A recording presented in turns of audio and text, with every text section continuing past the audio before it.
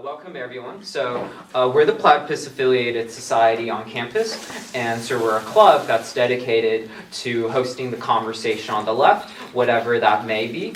And sort of to that end, we have coffee breaks, reading groups, and public fora like this one, and also teachings on questions surrounding the left, wherever it may be. And sort of to wit, may be prompted by the ongoing strikes that have been going on in the UC system, we've decided to host a panel discussion today on strikes and the left. And sort of the prompt is, with an eye towards the sort of specific history and specific epochs and moments from the history of the left, what is the significance of strikes for the left. And sort of I'm going to introduce the panelists in maybe the order they'll be speaking. And sort of first we have Bob Meister, who is a professor in the History of Consciousness department here. And then next we'll have, and this is the one I need to consult, we have Joe Britton, who's a longtime trade unionist, Chevron oil refinery worker, and member for many years of the Oil Chemical Atomic Workers Union meatpacker, and now a member of the Bakers Union. And he was the 2022 Socialist Workers Party candidate for the governor of California. And then next, after Joel, we'll have CJ, who's a freshman undergraduate student, interested in Marxism, and I think has been involved at the picket line and in activism of sorts. And then last but not least, who will be arriving shortly, and we'll just insert him in after he arrives, we'll have Keith McHenry, who's a local anarchist and the founder of Food Not Bombs. So with that being said, Bob, the floor is yours. Okay, thank you, Kevin. Well, I guess I'm part of the history of the left at Santa Cruz. I've been here for just about 50 years, starting next fall, and I have been part of the left that whole time. So Kevin has asked that we each keep to 6 to 8 minutes, and he's also asked that we confine ourselves to a very specific prompt, which is, what is the role and significance of strikes? Do you mind if I take this off? Of strikes for the left. And the short answer is a simple one. Striking is a tactic. As such, it needs to be connected to a strategy. And a strategy needs to be a way of both implementing, testing, and improving upon an analysis. So the reason I agreed to accept Kevin's invitation is that I do think that one of the things that we need to be doing during a strike on this campus is to think about what this tactic is, how it links to a strategy, and how that strategy tests an analysis and allows us to improve upon that analysis. Now, in my 50-year career here at UCSC, I've had to think about this in two contexts. The first context is that for 17 years, I was the president statewide of the recognized labor union that has a right to organize at the UC campus and is the official bargaining agent at Santa Cruz. So I've had to think about what relationship the right to strike has within labor law as part of a political strategy that aims to promulgate and repoliticize a particular analysis of what is wrong with our employer, the University of California, and how the University of California fits into the state political economy. Second context in which I have thought about these questions is that for over 50 years, since I was an undergraduate and graduate student, I have been publishing in the area of Marxian theory. And so as a Marxist theorist, I am interested more broadly in the ways in which one's political tactics feed into one's analysis of the relationship horizontally of elements of the political economy to each other, vis-a-vis the project of organizing vertically and democratically around issues of seizing or taking or acquiring legitimate power within the state. So these are two different questions. They are two different ways of thinking about the role of the right to strike and actually exercising that right within politics. The first is that as employees, and I recognize that as an employee, my militancy on issues of academic policy and public higher education is not necessarily shared by many of my colleagues. I wouldn't venture a guess on how many don't share my view, but it's probably most of them. But nevertheless, everyone recognizes that we as faculty do have the right to unionize, that the right to unionize is important because it entails the right to strike, and that if we wish to unionize, it is because we wish to reopen the question of a strike, and that involves a right to criticize our employer. Now, here it's important just to say that we don't have workplace democracy in this country, if you hadn't noticed. You don't have a right to criticize your employer under the First Amendment in a way that you have the right to criticize your government under the First Amendment. So as a trade unionist, as a labor organizer for 20 or 25 years within the UC system-wide, I took advantage, I made use of the fact that labor law gives me a right that I don't otherwise have.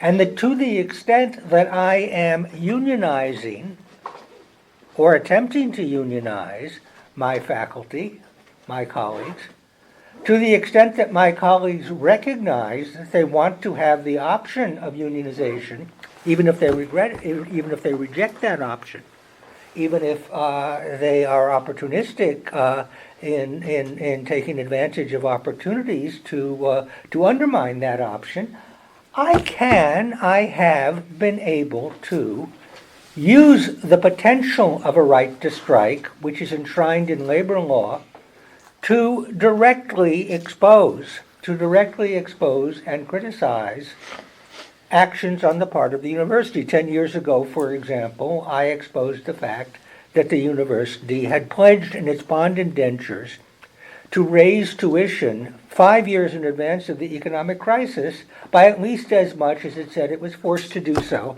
after the economic crisis.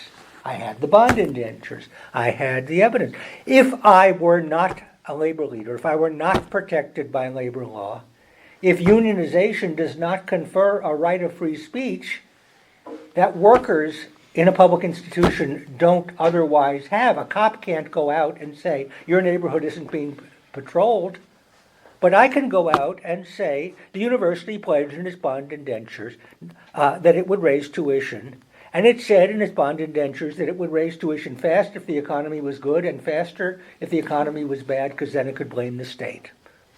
I could say that, and I could say it with impunity, and I could say it in impunity because labor law gives me rights to organize that I don't have as an employee. Now, the second issue that I've addressed in my career, and I address it in my recent book on financial theory in relation to the capitalist political economy, is that what one needs an understanding of if one wants to understand how the economy itself is changing is how to think about the relationship of the economy and the state at three distinct levels. First of all, one wants to understand which workers in which industries actually have their hands on the choke point that would allow that industry to be effective or not. In the 19th century, it was coal miners at the coal face. who could organize horizontally because no one could see them vertically from the surface. But if they organized horizontally, they could stop production. They could sabotage production. And they could sabotage production if the railway workers were not willing to transport struck coal or scab coal. Now then the question is, okay, so you have threatened to sabotage the economy. You've threatened to bring about an event of capital accumulation because the entire value of the infrastructure of industrial production, which has been financed on credit, will go down in a way that will lead that credit to be called, and so on and so on and so forth. What are the steelworkers going to do? Are they going to say, you are ruining the economy, this is an act of sabotage, you have actually choked the choke point? Are we now going to say that the government must save the economy, as the government just did in relation to the threatened railway strike? Well, you see, what we are talking about here is an analysis of the relationship of the horizontality of the political economy to the verticality of the political economy. What you are trying to do when you connect your striking to a national economic analysis, which jobs in which sectors of the economy are critical to its functioning, where can the economy be sabotaged? What you're talking about really is, in a sense, a dialectical politics that is partly about the legitimation of sabotage and partly about the delegitimation of repression, which are the same thing. In other words, there needs to be a coordinated horizontal strategy and vertical strategy. There needs to be, for example, in connection to a general strike, there needs to be not only a labor movement but also a labor party, and they need to be coordinated with each other. And then there needs to be an analysis of how the legitimation of the strike and the delegitimation of repressing the strike work together. And so this is really, and I think I've probably exceeded my 6 to 8 minutes, this is really the sort of thinking that I wanted to encourage today. First, how do we think about media-centric strategies that are simply or tactics that invoke the right to strike in order to publicize bad practices that you otherwise couldn't talk about, in the hope that public opinion, public support, media attention would lead to either pressure or boycott. And the second is, how do you use a right to strike from a more focused and analytical perspective to build a coordination between horizontal and vertical political action, and to organize more effectively so that the relationship of state repression and industrial self-government, as it were, becomes more possible and more feasible. Thank you, Bob. Now, Joel. Thanks, Kevin, for sponsoring this discussion, and welcome the opportunity to join with the other panelists. On the way here, I was happy to join in solidarity with the striking unionists at the entrance to the campus. That was quite an experience, the discussions we had. We're looking forward to introducing more of these strikers to the weekly newspaper of the Socialist Workers' Party, the Militant, and the books and pamphlets that you see by the door. More and more people are favorable to unions today. This is a big change. It's a good change. Workers in our unions have been under attack for decades. Wages not keeping up with the cost of living. Conditions of work deteriorating, making for more and more unsafe conditions. Benefits being cut or gotten rid of. Pensions, likewise.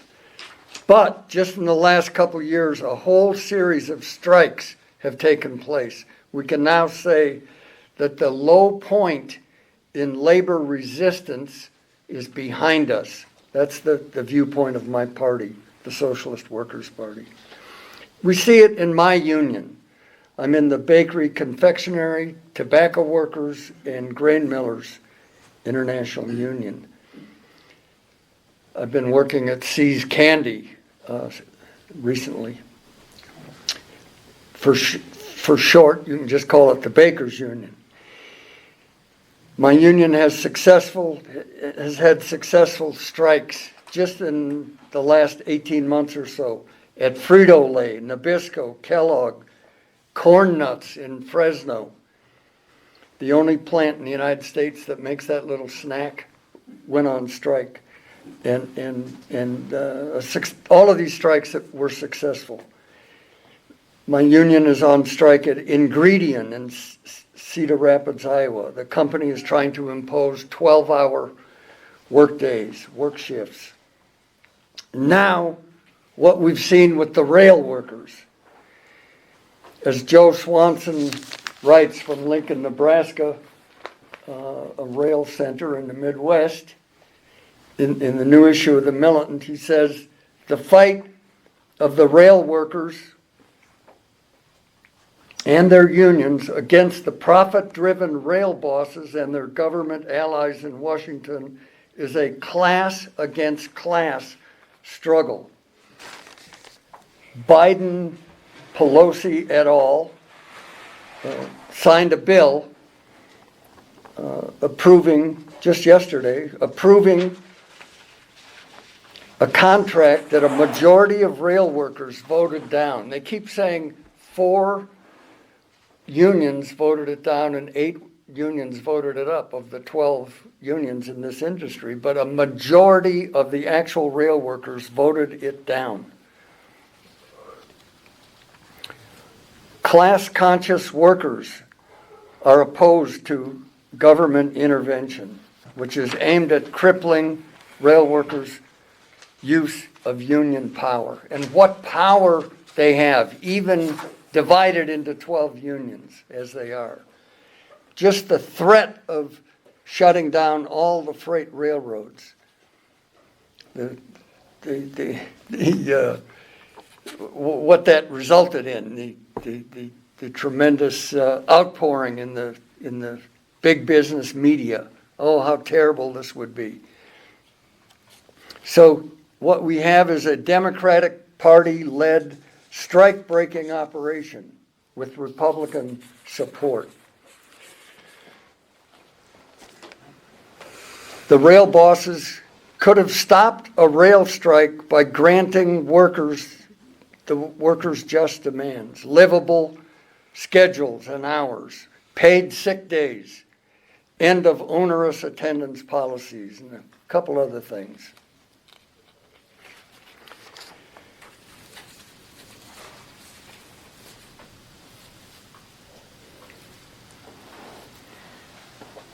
Most rail workers are on call 24/7.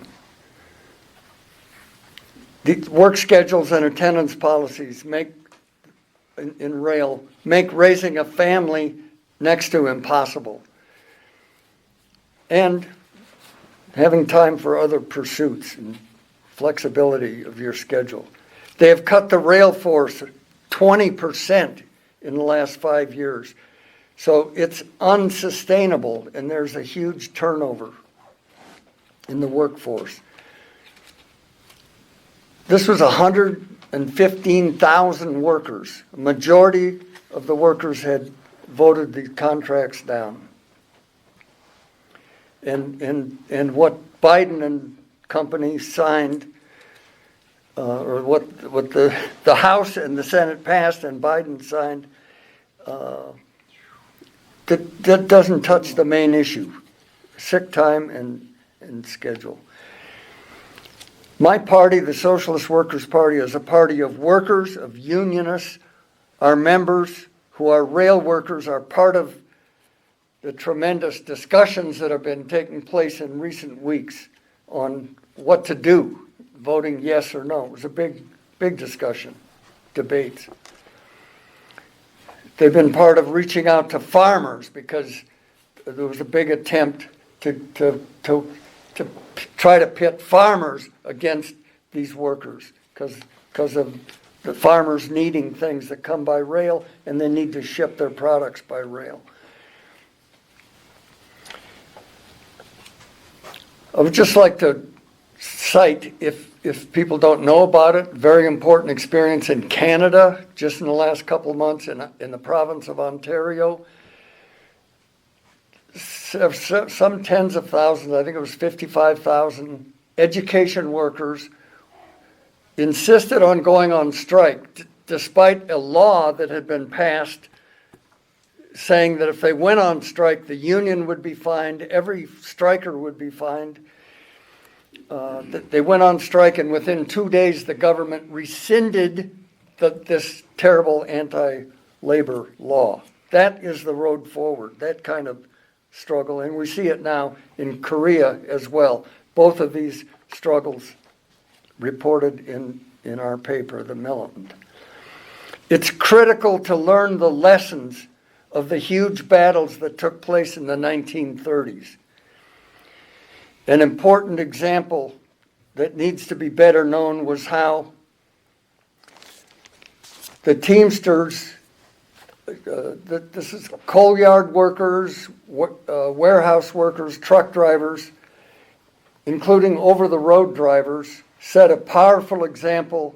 The story is told in 4 volumes: Teamster Rebellion, Teamster Power, Teamster Politics, Teamster Bureaucracy, by Farrell Dobbs, a participant in the struggle, a young man who got involved in the struggle and got won to a revolutionary outlook by the experienced trade unionists that were members of the Communist League of America, that were a very important part of this fight.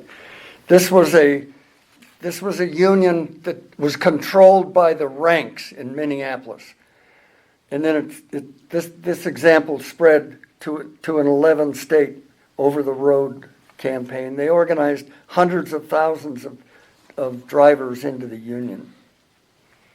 They helped organize the unemployed. They linked up with working farmers.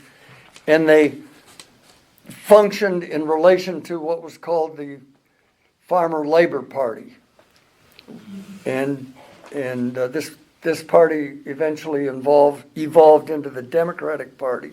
But they supported the idea of breaking from the two-party system, the Democrats and Republicans, and building a labor party, militant labor party, based on a revived and fighting union movement. That many rail workers and other workers today are fed up with the Democrats and Republicans, both. They're open to breaking from the decades-long subordination of the interests of the labor movement to the bosses' parties, the Democrats and the Republicans. We believe that the working class is the power that can change this country. There is a profound economic, political, and moral crisis. It's deepening, it's worldwide. Strengthening the unions is what will make possible a labor party and the fight that is necessary for a workers' and farmers' government. I have a few more things to say, but I'll get to it in the question period. All right, thanks, Joel. After Joel, now CJ, floor is yours. Alrighty. I was invited here by the lovely people of the Platypus Society, not fully knowing what I was getting into and feeling a little underqualified. But I suppose I'll introduce myself very briefly and say what I think. I'm CJ. I'm a UC student. I'm a student of philosophy, especially interested in the Marxist-Leninist Maoist ideology that has emerged as a guiding ideology of workers and anti-imperialist struggle, especially in South America and in Asia, but all over the world. I'm a member of RSO, Revolutionary Student Organization, which is an activist and study group on this campus, although I should clarify that I'm not here in that capacity. I'm not here representing an organization. I was invited as myself, and I haven't double-checked everything I'm going to say with the organization, but I am a member.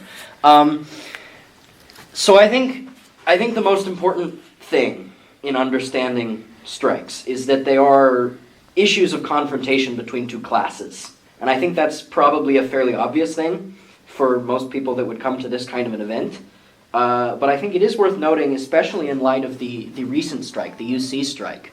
A lot of people on the right and people in the center, have this idea that a strike of education workers is special somehow, because education workers aren't really the working class, because they don't swing big hammers or work on assembly lines.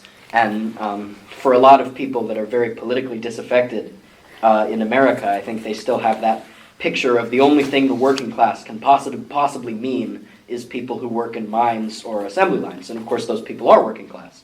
But the working class is bigger than that. I think the line RSO put forward in our pamphlet, and I think it's correct. We did a pamphlet analyzing the strike, although unfortunately I didn't have the foresight to bring any copies with me, but I can help people find it on the internet if they're terribly interested. The line we put forward is that the university is really a factory. It appears to be this kind of special facility that is different from the rest of society, this kind of microcosm, because it is nominally not run for profit. Well, you can look at how much money Cynthia LaRive makes and tell me it's not run for profit. And because the commodity it produces and sells isn't an object, it is a phenomenon. It's a happening, a quality. The commodity it produces and sells is an education. But in terms of the circumstances of its production, an education is a physical thing. It's a set of physical experiences and qualities that is produced through labor, just the same as a shoe or a spoon. So what we have here really in the confrontation between graduate workers and university chancellors and rectors is just the same as any other confrontation between workers and employers. It is a relationship of contradiction. And fundamentally, this is the kind of highfalutin Marxist philosophy aspect, but it's important to understand. The working class and the employing class, the capitalist class, in this case the kind of people that have invested capital in this university, and although officially they're not shareholders, they don't officially make a profit, they extract a considerable share of surplus value from what is paid for the commodity of education by students, and the value that is created in the production of that commodity of education by the labor of professors and TAs, etc., etc., etc. There is a fundamental contradiction between the interests of these two classes. The class that owns capital that is invested in properties, and the class that owns those properties or controls those properties, whether it's rectors, whether it's CEOs, whether it's shareholders or bankers, have an interest in making sure that as much of what is produced by labor as possible, they control. The working class, who do the labor that produces things like an education or shoes or whatever, have an interest in making sure that the value they have produced goes to them and that they get to use the surplus value that they have produced. And that contradiction will always exist as long as the people that own means of production aren't the same ones that work them. Sometimes the contradiction is very subdued. Everything seems hunky-dory. We've all had jobs where we got along fine with our boss. But in fact, the contradiction is present even when it isn't terribly visible. And the relationship that emerges, the material relationship that emerges around that contradiction is what we call a dialectic, right? The two classes struggle against each other. And there are moments where the struggle is subdued, where the contradiction seems invisible, or it seems like there is no contradiction. And then there are moments, inevitably, as long as a contradictory relationship persists, where things flare up, the exploitation of labor by the capitalist becomes steeper, a greater share of surplus value is demanded, or the rate of exploitation increases, the working day is lengthened, the share of capital that is paid as a wage is decreased, all of these things. And the contradiction intensifies and struggle necessarily results.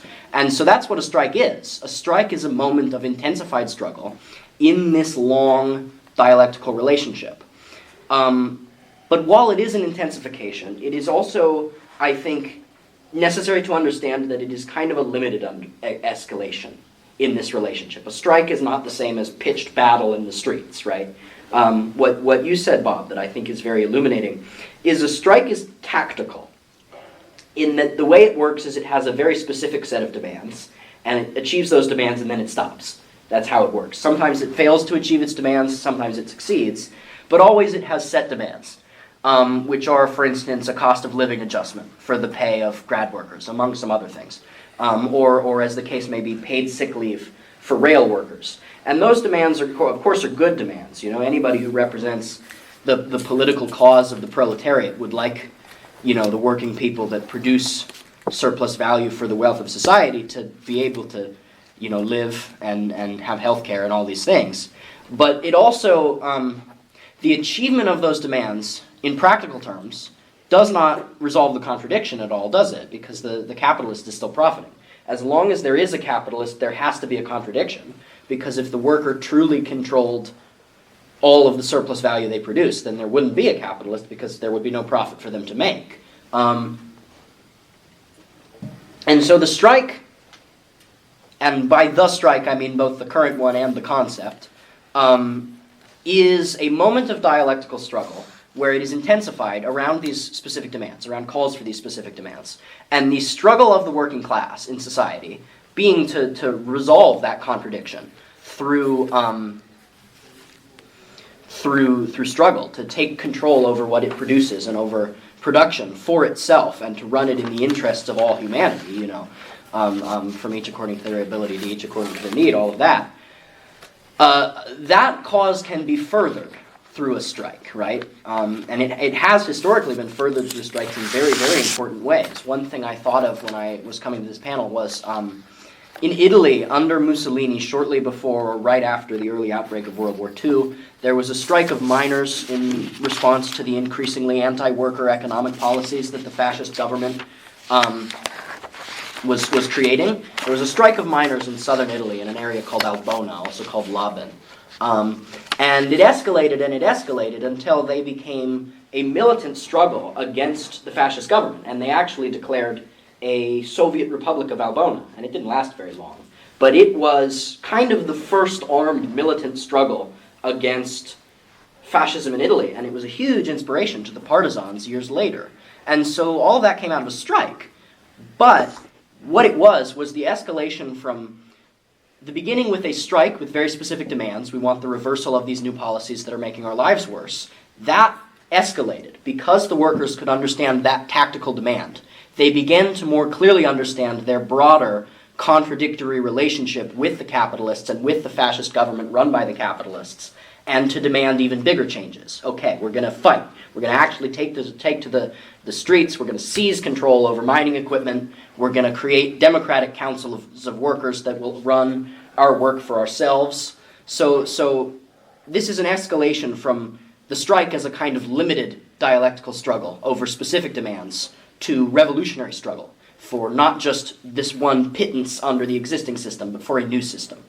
So in terms of what strikes do for the interests of the working class, I think there are two things, really. There are two purposes that a strike meaningfully serves for the material interests of the striking workers. Number one is obvious. It hopefully will get its demands, and that's good, you're right? If the workers are striking for, even in the Italian case, for a reversal of these various policies that have been passed by a fascist government, or if they're striking in the case of the UC for we want to be paid enough to live in this city, and childcare and these other things. Goal number one is you want to achieve that. But thing number two, and this relates to something Karl Marx talks about in an essay called Trades Unions, Their Past, Their Present, Their Future, is that a strike necessarily imbues in the working class an understanding of itself as a collective, right? The culture of capitalism is very individualistic. It wants us to think of ourselves as individual consumers. And indeed, we're often encouraged to think of our coworkers as competitors, because if he gets paid more, I must get paid less. Not actually true, but it seems true. And a strike or a union or any kind of unification of a class to bargain for its collective interests drives home this fact, which has really come into stark clarity under the capitalist economic system, that the working class is one unit. The working class all works together, you know. The guy that makes shoelaces isn't really doing anything unless someone else makes the soles for the shoes. And neither of them is doing anything unless someone can stitch the two together. You know, TAs are out of luck if there aren't professors. Professors are out of luck if there aren't TAs. So the proletariat exists as a unit, and its interests are common as a unit. Every member of the working class, whether they're black, white, whether they're in a relatively minorly exploited position like a professor or a TA, which was what Lenin would describe as the labor aristocracy, the upper echelons of the proletariat, or whether they're in a sweatshop and being acutely exploited. The whole working class has the same interest in winning control over its own labor and over the surplus wealth it produces to use it for their common good as the majority of society. And the bigger goal, I think, with a strike or with a unionization effort is, okay, number one, we're going to get these demands. But number two, we're going to understand we are a collective and we relate to the class that exploits us as a collective with common interests in contradiction with that class. We're not just a group of random people who work together. We are a collective. We are the collective that creates new wealth in society. You know, there's an existing amount of wealth in society. There's gold in the earth. But only human labor can turn that gold into jewelry. Only the laboring class can create new wealth. And the more our economy develops, the more workers depend on each other. Again, you know, nobody makes shoes by themselves anymore. It takes like 200 people to make a pair of shoes, and they're all dependent on each other. And collective work for political causes, like a strike or a unionization, drives home that understanding. And I think the deeper goal for the left, and by the left I mean the historically progressive movement for dialectical struggle to resolve the contradictions that exist in our society and to create a more equitable society, which would of course be a socialist or a communist society. The deeper goal for the left is that through things like strikes, unionizations, that teach, I'm hesitant about using the word teach because I don't want to sound patronizing, but that enable the working class to teach itself, to teach ourselves that we are a collective that has common interests in contradiction with a class of parasites that prey on us. Through learning that collective nature and the fact of shared interests in a single struggle, a broader movement with greater interests than just meeting this demand or that demand can emerge. A broader movement, a militant movement for the construction in this country and in every country of a socialist republic, of governance by organizations of the workers, which own and manage means of production and the power of labor in common. And I think the way that has to emerge, and the way it emerged in Laban, right, in Italy, and the way it emerged far more productively from the Soviets in Imperial Russia, is through the emergence of a party, a political party of the workers. And I think it's good to emphasize when we talk about a political party of the workers, that a political party of the workers is not just another group of schmucks that you're going to write down on your ballot. We got a bajillion of those. We're talking about, in the use of the phrase Lenin uses in a whole lot of books, a new party. Could you wrap up, like, not cutting off, but can you just, like, Yes. wrap up? Cliff Notes version of what I'm trying to say is I think the goal with a thing like a strike is that it contributes to the larger understanding of the working class, that it has collective interests, and that those collective interests can be manifested in a revolutionary struggle led through militant means by a democratic and centralist body of leading members of the working class in alignment with a socialist ideology. Bada bing. Yeah. Thank you, CJ. And last but not least, we have Keith. Okay, wow, there's some really great points here. It's really cool. So, well, I've been connected to strikes for a long time. And typically what will happen is a union will come to us and ask if we will feed the picket line and provide bulk food to the families so they can stay out as long as possible. So I'm a founder of Food Up Arms, and that's what we do. And then locally here, we did the Wildcat strike, the one 3 years ago. We provide the food and stuff for that. And then we're doing breakfast as best we can for this strike here. And then we also had cooperated with the SEIU with the strike, the city workers strike. And what was pretty interesting about that was the first negotiation, what the workers were overwhelmingly against what the negotiation outcome and they went back out again. And that I thought showed really good power of the workers. And one of the things I would point out is those workers, one of the reasons we have so much solidarity with them directly as Food Not Bombs is we work with them every day to make sure that people are fed. And so we're in that environment, and so they're our community. And during the entire lockdown, we were the ones that were out there doing stuff together and dealing with this whole crazy thing. So then I think one of the more, in 1988, we did a, nurses in San Francisco went out, and we were providing them with breakfast at all the different hospitals, and it was really, really inspiring. And it really, but right at that same time, that's when we first got arrested for feeding the hungry. And it was at that time we were declared a credible national security threat for having the name Food Not Bombs, probably. But anyway, so then the newspaper strike, that was also beautiful. By then we were really huge, and we had about 50 members that came every week to meet, and the union would come in. We always have an agenda item called Solidarity, and they came and asked for our assistance, and so we were like, wow, we're really happy to do that. And that was an amazing strike. Ultimately, though, because of technology, those people are all out of work anyway. It was, kind of too bad. But this strike. So what I find is interesting about the largest education strike, and at the same time you have Starbucks strikes. You have and I don't know what's going to go on if the rail strike happens. That is getting close to a general strike at that point. It's certainly going to shatter the economy, which is going to be shattered anyway. So, take care, man. Thanks for coming. Nice to meet you. Thank you. Sorry. Yeah, not a problem. Beautiful. So like the railroad strike, like the longshoremen's union strike, that is so powerful. But what I love about what you were saying is that it's that kind of thing that when we start to get a taste of this solidarity with each other, that things really take off. And I would say, this is like not exactly strike related, but the city made a whole big point about like, okay, we're got a cease and desist order against Food Not Bombs from serving food at the town clock. And then, like a month later, we're still there. We just ignored them.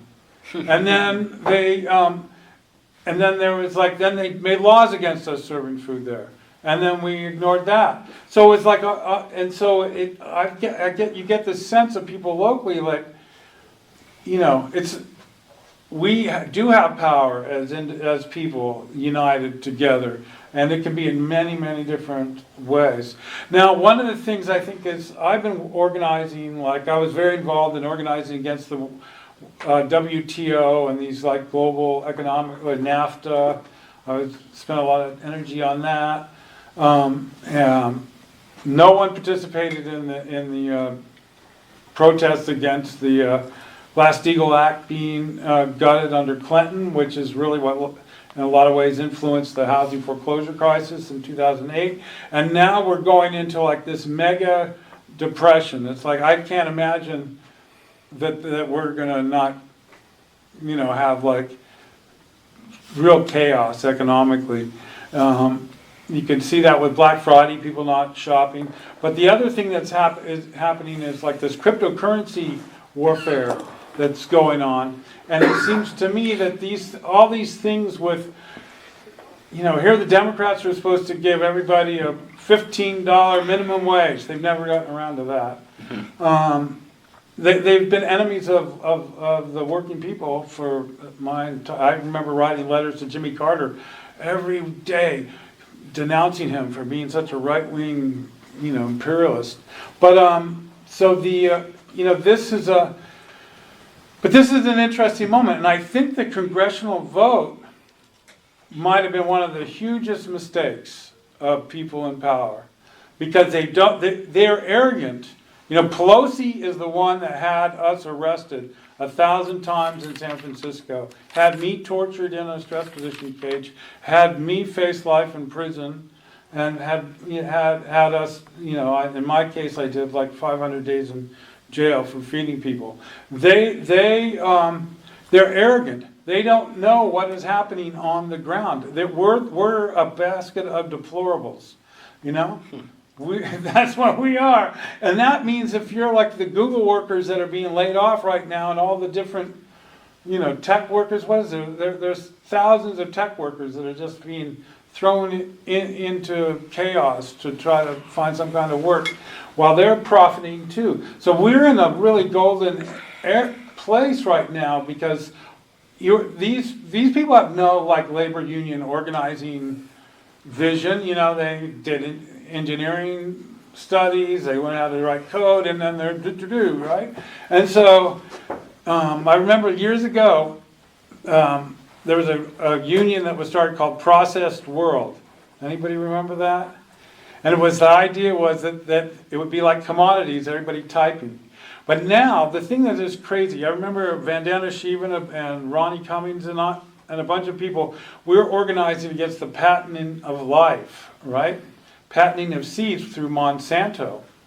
And now what is happening is that the students that are out on strike now, their labor, their work gets patented and it's owned by the university. So there is an actual monetary thing. So like if they're doing the gene splicing down on Delaware and they come up with some kind of thing, that patent is owned by them. And one of the trends that the economy's in, and like from NAFTA, WTO, and then and now this idea of kind of like a international government run by transnational corporations is starting to take hold. And right now there's an attempt using the cryptocurrency crisis, the financial collapse, the inflation, and the actually doing nothing for working people, so they're becoming homeless. Is to start eliminate cryptocurrency altogether or control it completely by the government, whereas you're just basically using the government's phony cryptocurrency and digital currency. So right now there's this huge rush to try to get everyone on, that basically all your money is digital. It's on your smartphone. It's on your biometrics of your hand or your face or whatever. Just like in Moscow, you walk into the subway and it deducts money out of your bank account for the fare of traveling on the subway. And so the idea would be that all the money would be controlled by a central bank digital currency, and the government would control whether you got paid or did not. So like if you went out on strike, they could shut the strike down by making it impossible for anyone they identified as striking to buy any groceries, or that their driving in their car would be limited to just so many miles from their house, but not to where the picket line is, things of this nature. And we can see that this is already being done. It's being done right now in China with the uprising there. They're blocking thousands and thousands of people from being able to get onto trains because they just turned off their digital currency. And then we see that they did that in protests in Canada. They've been doing this same kind of thing in Europe. So this, if we do not organize, I think that we are at a tipping point, and potentially it's a transition, could be really transformative. And a general strike, like some of you pointed out, has to be more. It's what's after the strike. It's technically not hard to shut down the United States economy. There's 6 transcontinental rail lines that go from east to west, and 100 people at each of those 6 locations just blocking it at that point, even without the railroad, with the freight operators being in solidarity, but if they were, that would be insane. It would shut down $2.5 billion a day in business, but that would crash the economy, so you can see from the Democrats' point of view, they are very concerned. But I think at this, they just are empowering people, to see that we do have our power, and they just jumped for that. So anyway, that's the main thing. And we always need help getting the coffee to the strike every morning and picking up food and all that. And then we have. We've been out there 1,000 days since the beginning of the pandemic. So we started on March 14th, 2020. We thought we would be replacing the indoor soup kitchens for about a month. And then it turned into, they still aren't open. And so we're still the primary food for people living outside. And we have a union called the Santa Cruz Homeless Union, and it's part of the National Union of the Homeless and the California Union of the Homeless, and we're hoping to have a statewide union gathering on the anniversary of the assassination of Martin Luther King and the weekend of April 4th. And so that is very hard to.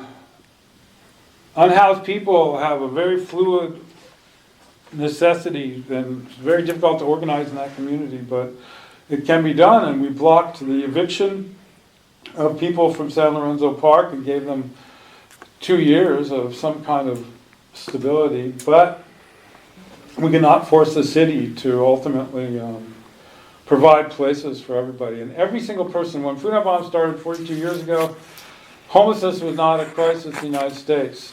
And it was intentionally created by the policies of neoliberal structural adjustment.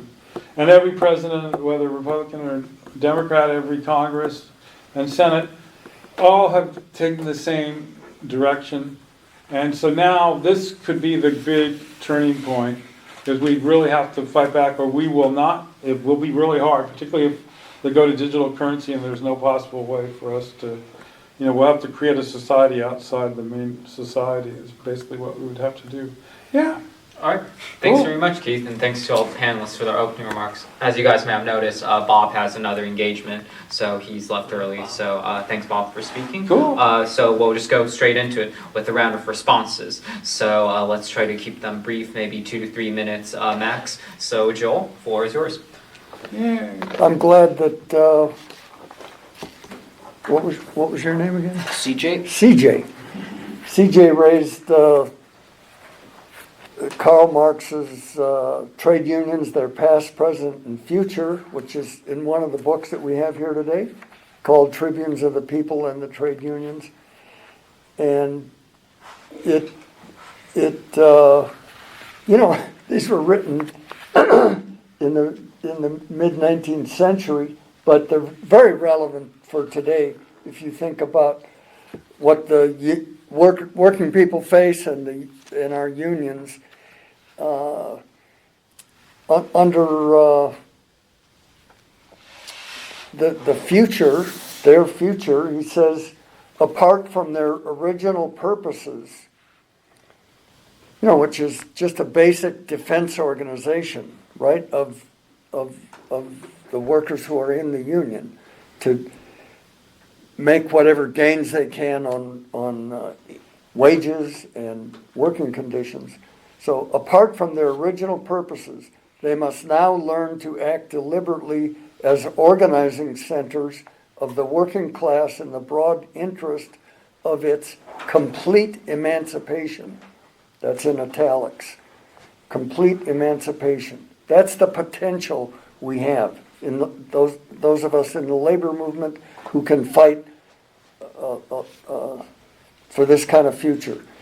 He says they must aid every social and political movement tending in that direction, considering themselves and acting as the champions and representatives of the whole working class, they cannot fail to enlist the calls them the non-society, unorganized men in their ranks.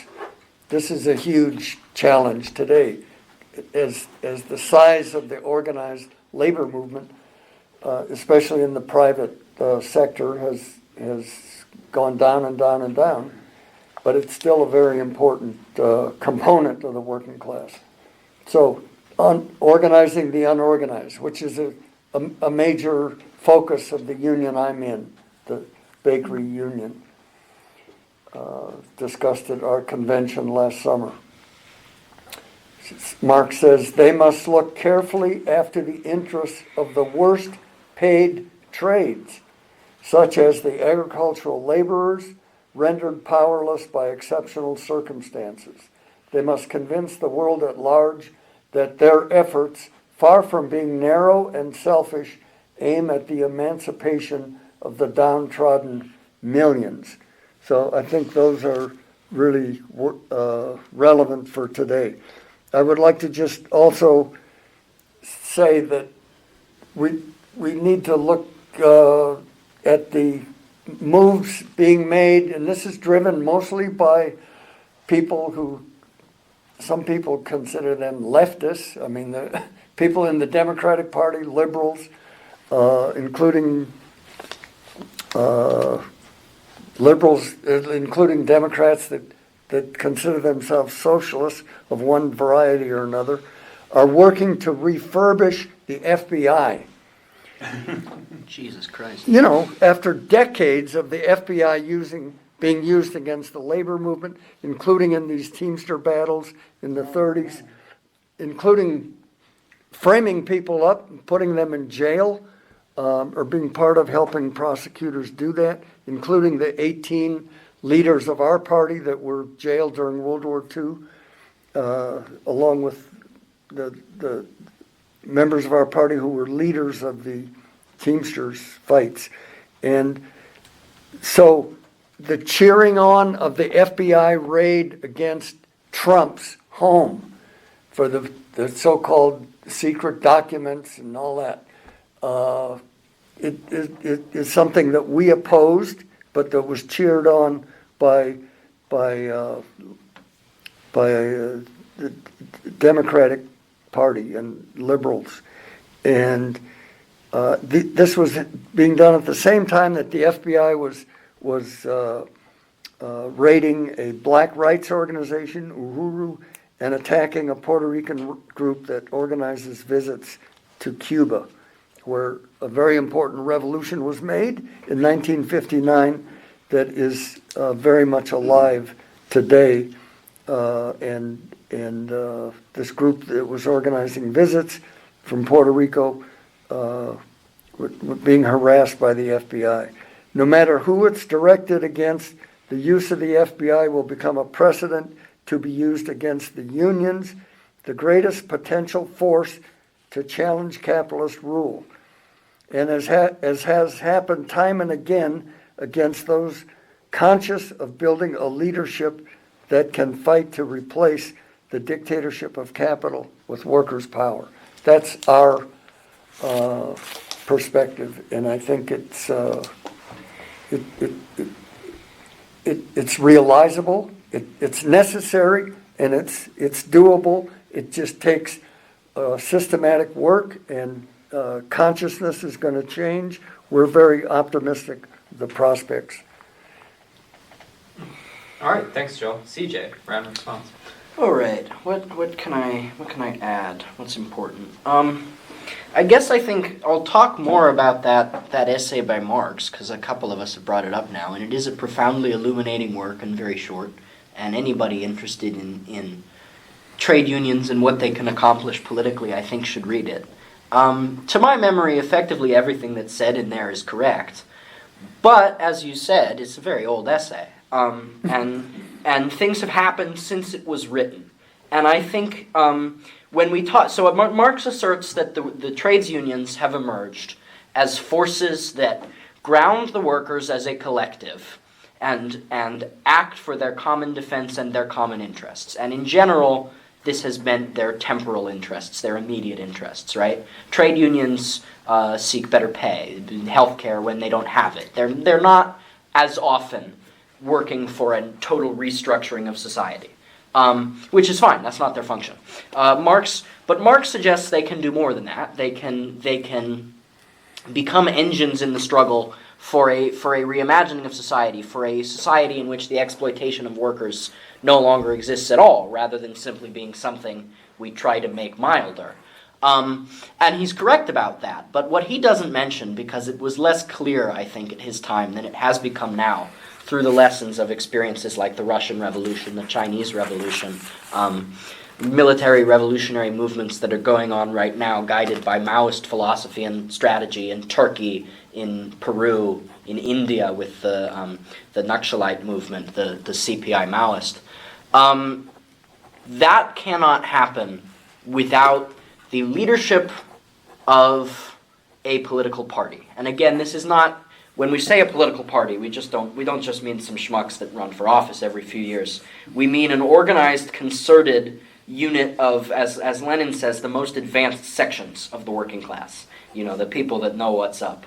The people that understand the relationship between the classes and understand its fundamental contradictory nature and understand that the only resolution of that contradiction is for the working majority to become the ruling class, to take control over production and over society, and to rebuild the rest of society so that all people can work for their own good and for the common good without exploiting each other. I think if we do not understand the emergence of a central leadership like that, and when I say central, I mean democratic centralist is the Leninist phrase, a leadership that is both democratic in that it agrees on the basis of the experiences of the whole working class to what is best, and central in that it sticks to that line and is hard line, revolutionary, militant. We don't say, oh, well, yes, we'd like a socialist republic, but you're very right, Joe Biden, it would be inconvenient if the Christmas presents didn't get delivered by train this year, so we'll have to push it off a few years. No, stick to your line, unless it is criticized and actually developed further.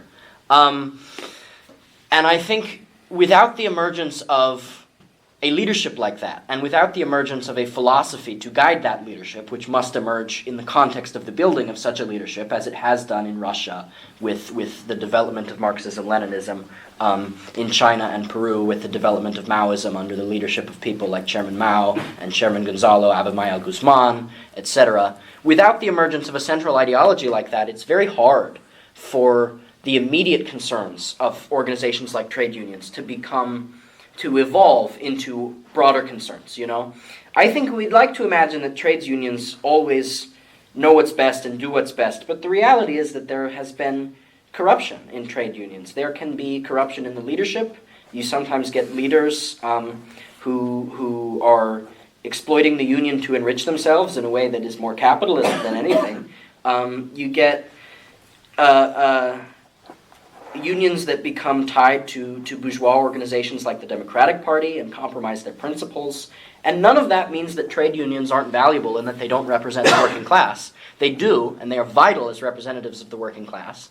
But the only way, I think, for them to avoid this kind of co-opting is to become militant mass organizations unified in a united front strategy around the democratically determined revolutionary militant line of a communist party, which seeks to engender a revolutionary uprising of the vast majority of the people for the construction of a socialist republic.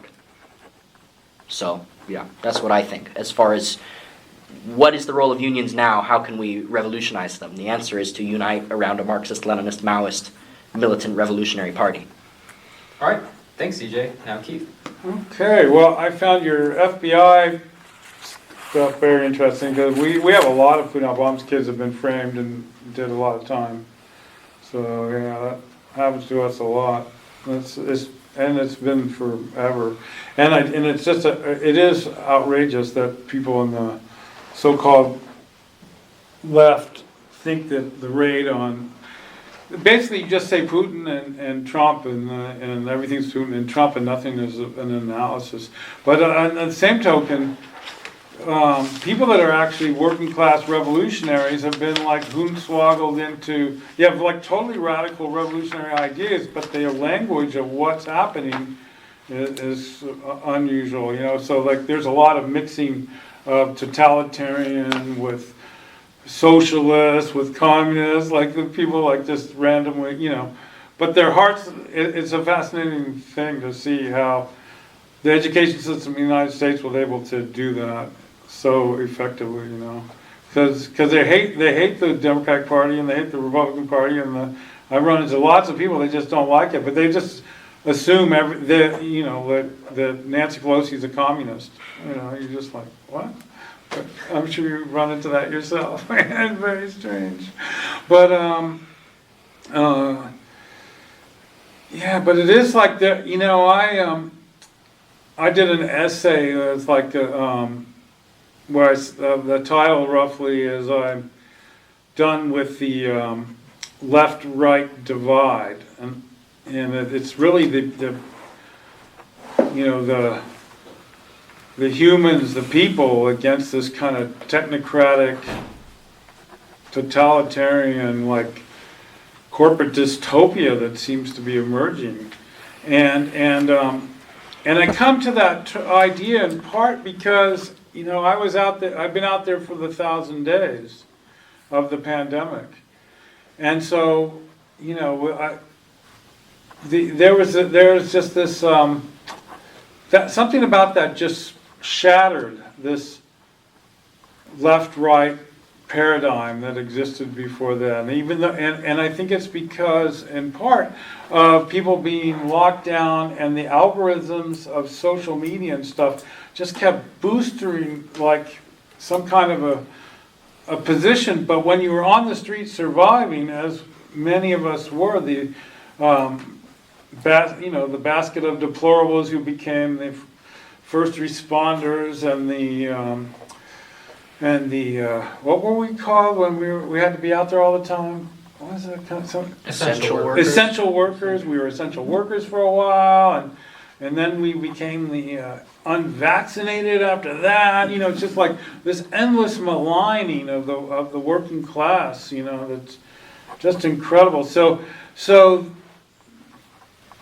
there is this power, but it's going to be so different than anything. All the language that we've had before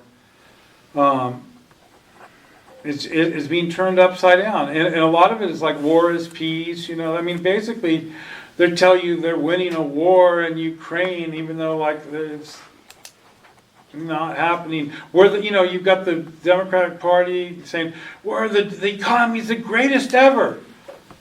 And it's like, what world are these people coming from?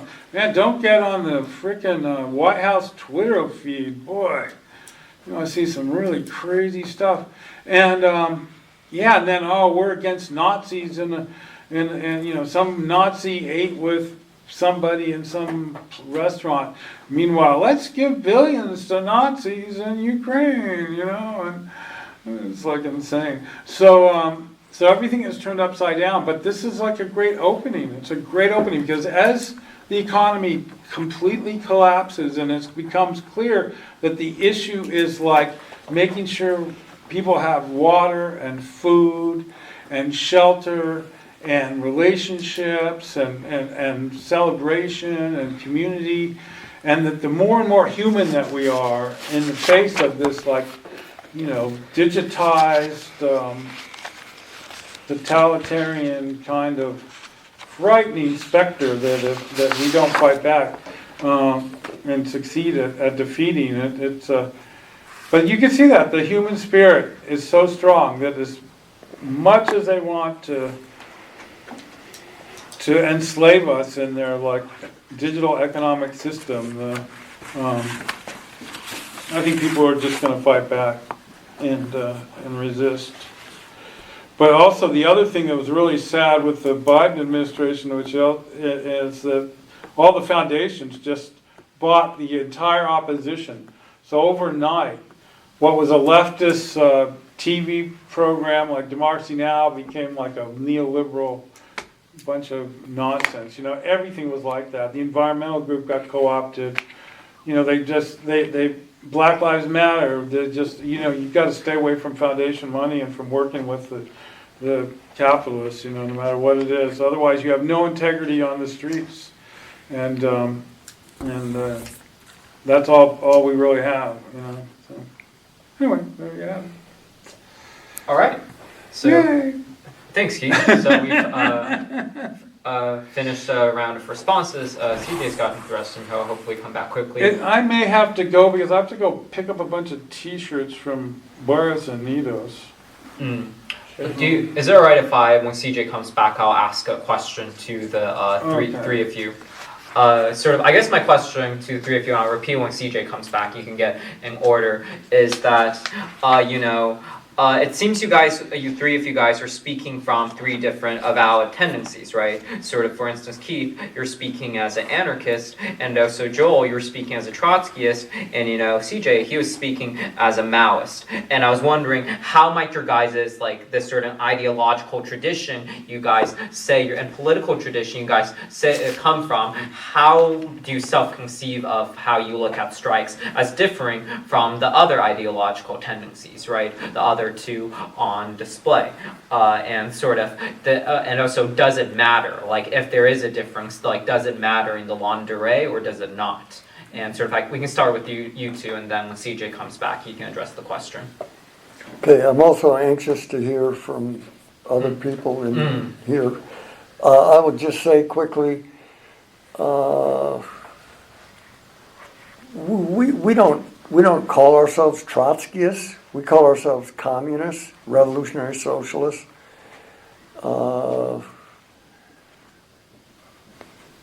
We were kind of slandered as Trotskyists when Leon Trotsky led the fight against the degeneration of the Russian Revolution. Our movement took up the term because that's what. I mean, we have a history of our movement from the late 20s to the late 30s called the history of American Trotskyism. But as things developed, including with the Cuban Revolution, you had a new revolutionary leadership that didn't come from this Stalinist degeneration that took place after the Russian Revolution, led by Stalin, where this huge bureaucracy took power and carried out a counter-revolution against the policies of the Bolshevik Party that had led the revolution. World revolution was their perspective, not so-called building socialism in one country, which Stalin came up with as a reactionary utopian idea that you could do that and then subordinate everything around the world to the interests of the bureaucracy centered in Moscow. So we have a book called Their Trotsky and Ours that explains how this was a talk given in the early 80s that predicted that within 10 years or so, we would no longer, be use the term Trotskyist to identify ourselves. But we very much identify with Trotsky's heroic fight against the degeneration that took place in the 20s, in the later 20s. It really started in 23. And Lenin was part of the fight against the initial moves of Stalin which involved the national question, involved the Ukraine question. I just want to throw in here that we have a very good statement that came out in March of this year, early March. Defend Ukraine's independence for defeat of Moscow's invasion, U.S. troops, nuclear arms, out of Europe, all of Europe. were very much against the sanctions against Russia because they're designed, they hurt mostly the working people of Russia who could be instrumental working in solidarity with the working people of Ukraine in ending this war in short order. But Joel, could I repeat my question? I know CJ's come back, so I'm going to repeat the question, Sure. and you can address it, then we'll hear from Keith and CJ, which is like you guys come from different avowed ideological tendencies, right? CJ was trying to represent a Maoist position, you're representing a Trotskyist or Trotskyist, depending on who you ask, and Keith was trying to represent an anarchist position. And so if the question is, from your ideological political tendencies, how do you see how you view strikes from that ideological political tendency differing from those of the other two, fellow panelists? And if there's a difference, does it matter in the long run or not?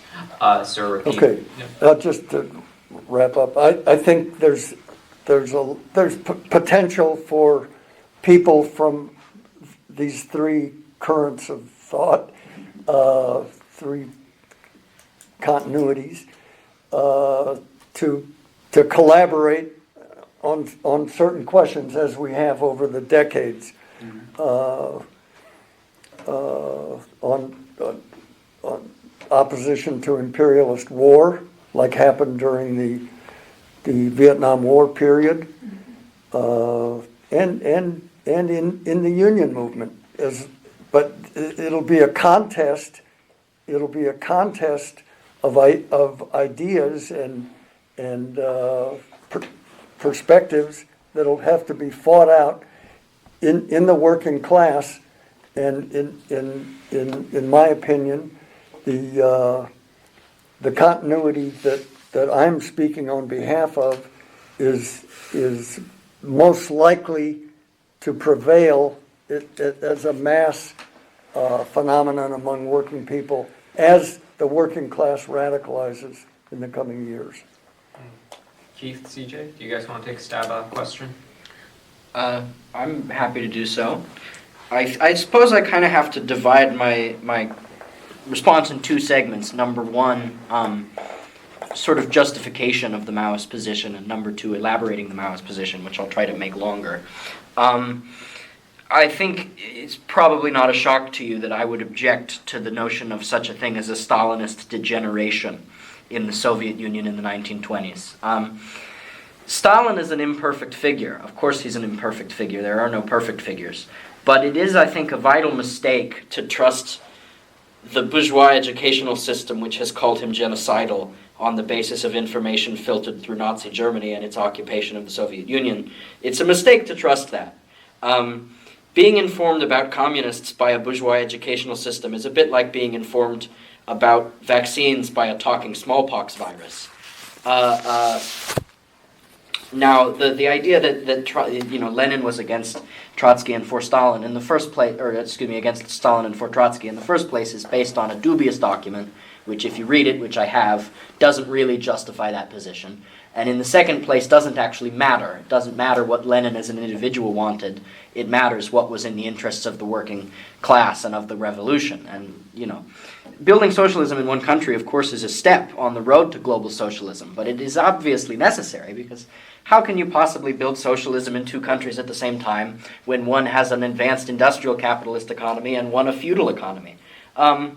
So the position that is taken, and here I'm getting to more what I'm trying to answer the question, I promise. The position that's taken up by initially the Communist Party of China during its revolutionary period before it was taken over by reactionary elements is that Stalin is about 70% right and 30% wrong about matters of political philosophy. And that's the line that communists in the Marxist-Leninist Maoist tradition continued to hold about most leaders. None of them are always correct, but the great leaders of communist theory through history are mostly correct. And where they are wrong, we develop the line and improve it through further struggle, which is why we now talk about Marxism, Leninism, Maoism, where once we talked about Marxism, Leninism.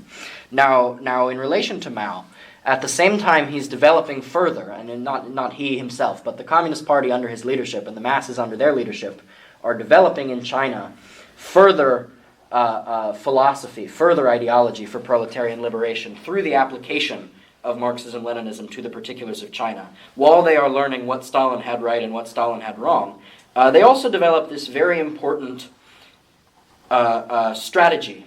strategic theory for political organizing, which is called, depending on how you translate the Chinese, the 3 weapons of revolution or the 3 instruments of revolution. I like instruments, it's a little less scary. Which is the idea that a revolutionary movement is led by a political party. It is militant, so it has a military, it has an army, which is structured around the party. And it has a united front of groups structured around the army and the party. When we talk about a united front, well, if we're trying to have a communist revolution, obviously not everybody in a country is a diehard, ride or die communist right now. But we can have organizations around more specific ideas. We have an organization in China, we have an organization of peasants, we have an organization of women that want to get rid of the reactionary feudal culture that has been propped up by semi-colonial capitalism. We want to get rid of reactionary landlordism in the countryside. And all these different organizations can be united around the central democratic leadership of a party. And even if they don't necessarily, if they're not, as Lenin described, the most advanced elements of the working class, or even if they're not working class, if they're peasants or smallholders or homeless people, to use an example from your organizing, Keith, all of these elements have common interests with the working class and can be united around the leadership of a party. And I think that's the future for labor unions in a genuine militant revolutionary struggle, is as united front organizations, as organizations that work to take control of economic production in their areas, whether that's area in a geographic sense or in an industrial sense or both, for the workers democratically, and work to build national government bodies, we can use the Soviet word, Soviets or people's committees, whatever you want to call them, of workers which will plan the economy, and do so under the leadership and the guidance and indirect correspondence and mutual criticism and collaboration with the central democratic philosophical line of a political party.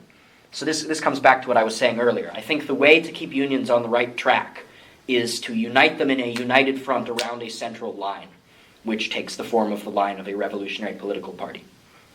All right, thanks, CJ. Keith, do you want to take a stab at the question?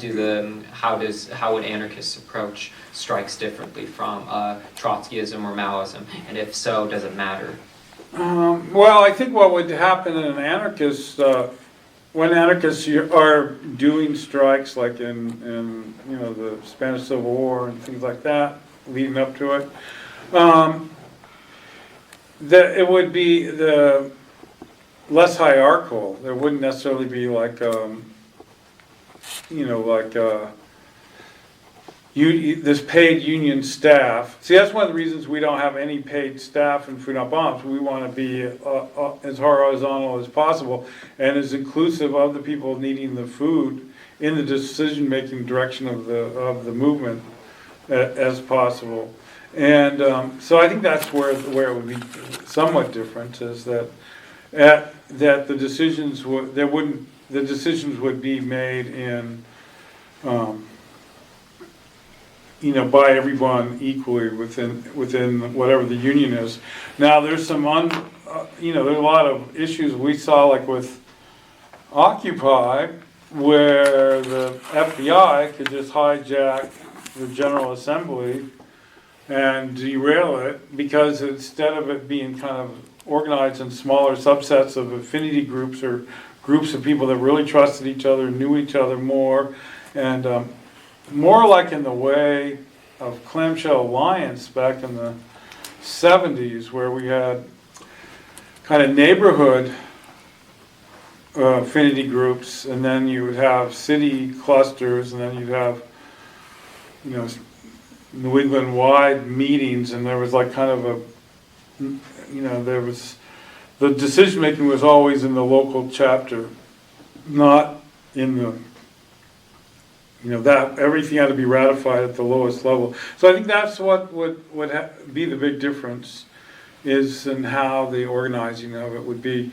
And as society completely collapses, and that's a good thing about being an anarchist, you're very fluid, because you as long as you keep your principles of non-hierarchical structure of organizing, and that means that the hierarchy is the rulers and everybody else. That's the hierarchy, and or the 1% and everybody else, and we can see that's even more intense now since the pandemic with this huge transfer of wealth that's gone to what is there now, almost 300 billionaires in the world as a result of the pandemic. So anyway, so that would be the big difference, And then we would, and it's possibly there's been some really interesting anarchist strike stuff that was happening in Argentina, where during the early 90s economic collapse, where anarchists just took over all the factories and just started running them how they, collectively, and pretty interesting. So anyway, that would be things are fluid, and these strikes could just take off, and it could be all about worker power.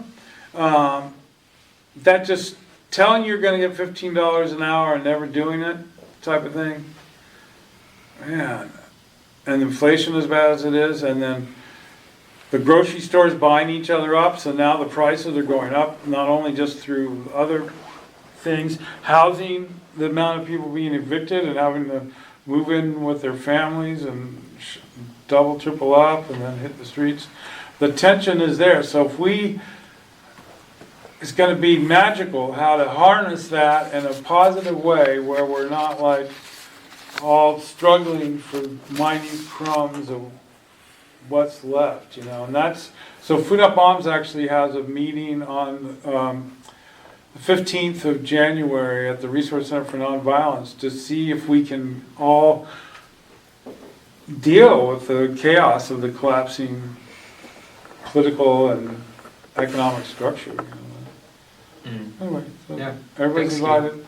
Yeah. Yay! Thanks, Hugh. Any questions from the audience? Comments? Yes. Okay, so I came in late, so I didn't hear everything, but I suppose something CJ said struck me was regard to kind of talking about Joe Biden and how, or actually I forgot, but okay, so it has to do with the abandonment versus the development of the political line, because first you said how Joe Biden, by whatever his response to the rail workers strike was. He's not a socialist, but if a socialist took up that position, that would be tantamount to abandoning, the Democratic centrist political line. So I was wondering how you determine the differences between abandoning and developing. And anyone can answer that question, even though it is in reference to CJ's statement. Shall I answer first? I think that's a very good question, and it's a very tricky question because a lot of times in politics, elements that really are abandoning a political line frame it as we've developed it further. I think the obvious example to me would be although this is kind of an obscure reference, but it's what most immediately comes to mind for me. All throughout the early 2000s, there was a revolutionary communist military movement in Nepal. And they abandoned I shouldn't say they, because there are a lot of people in Nepal still who are serious communists. But the reactionary leadership under a guy named Prachanda abandoned that line. And what they said was, no, we're not abandoning it. Us going back to the negotiating table and deciding not to have a socialist republic after all is actually the Prachanda path, which is a further development. And I think the way you tell the two apart, the way you tell apart a genuine further ideological development from an abandonment disguised as one, I would base on a Marxist theory of knowledge, okay? And Mao talks a lot about this in an essay or a lecture. It was originally a lecture, it got published as an essay, called On Practice, where he says there's two kinds of knowledge. Marxists, we're not empiricists and we're not rationalists. We don't believe knowledge is all in the mind, we don't believe it's all in the world.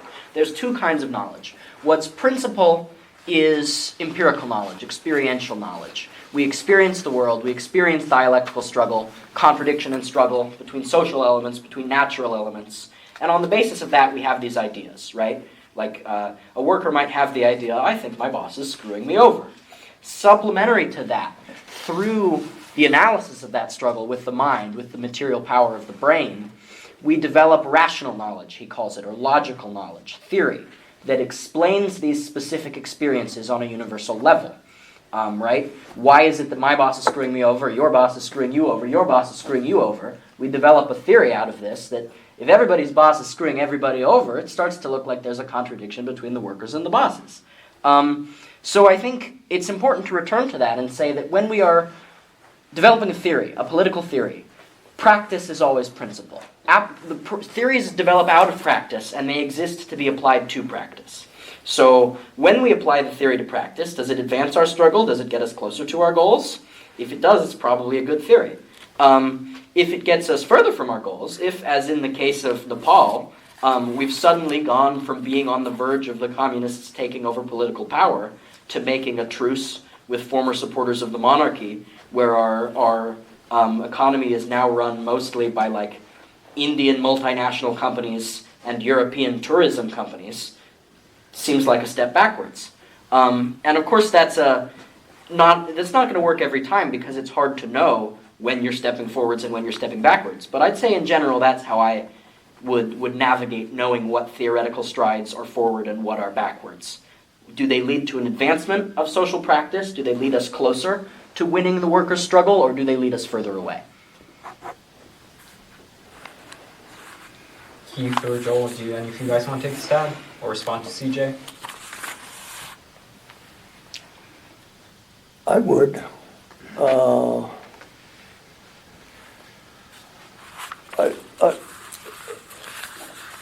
I don't know how many of you know about Engels' response to a guy named Herr Heinzen, a German radical in the 1840s, I believe it was, where Engels said, communism is not a doctrine, it's a movement. And it starts with facts. And a lot of this theorizing is academic mumbo jumbo, really, and it's not going to get anywhere with the masses of working people. And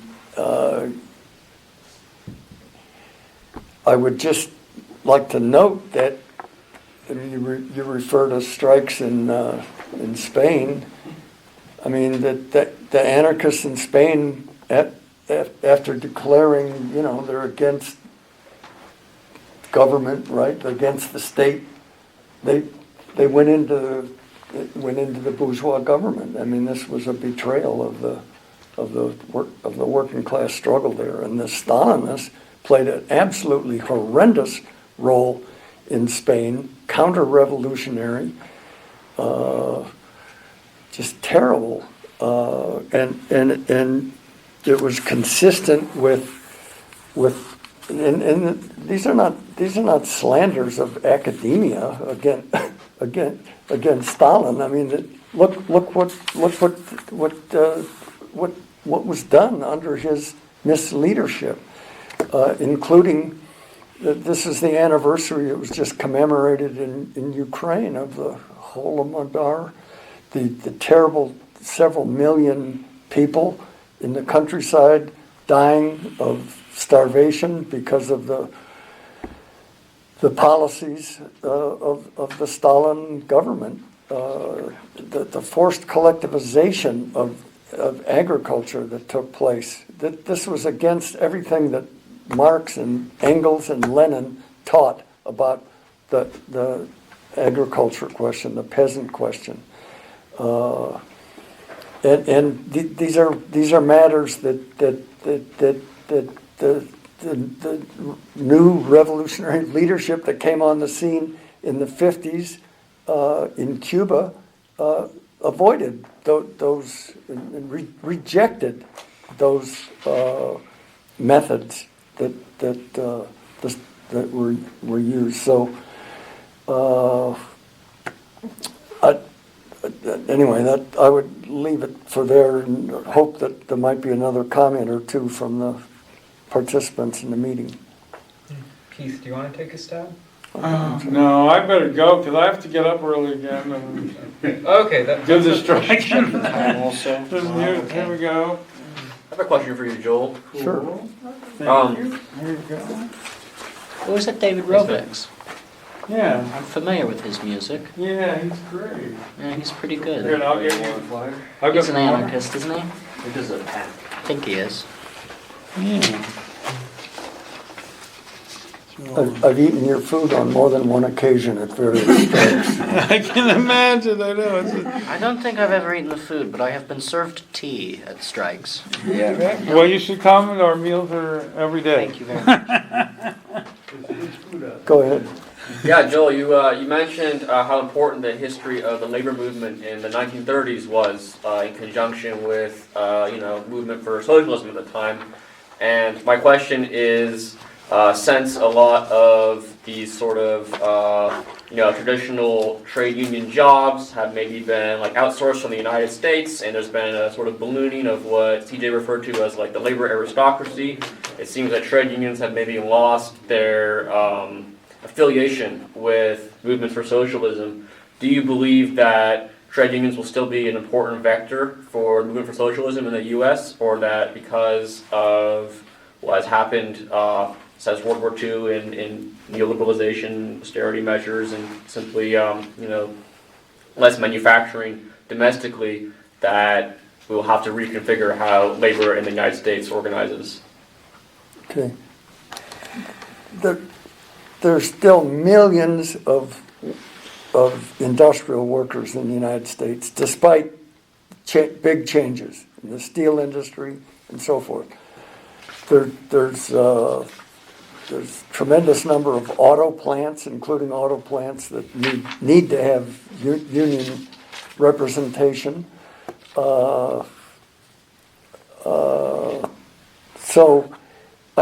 There's no other organization that you could say, well, maybe churches or maybe some other kind of association or fraternal association or something, but the unions that exist, which, yes, they have officialdoms that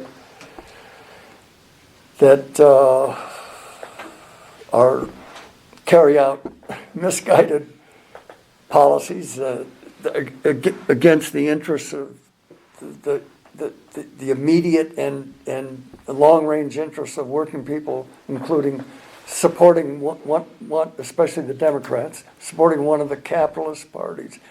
The big capitalists give money to both parties. When I was working at Chevron refinery as an operator, process operator in the 1980s, in El Segundo, California, it came out in the paper that money was given to both the Democratic and the Republican Party candidates for governor or U.S. Senate in one of those years. I mean, that's common. And even if you argue, well, a lot of capitalists give most of their money, political contributions to one party and whatever. There are differences among the capitalists, and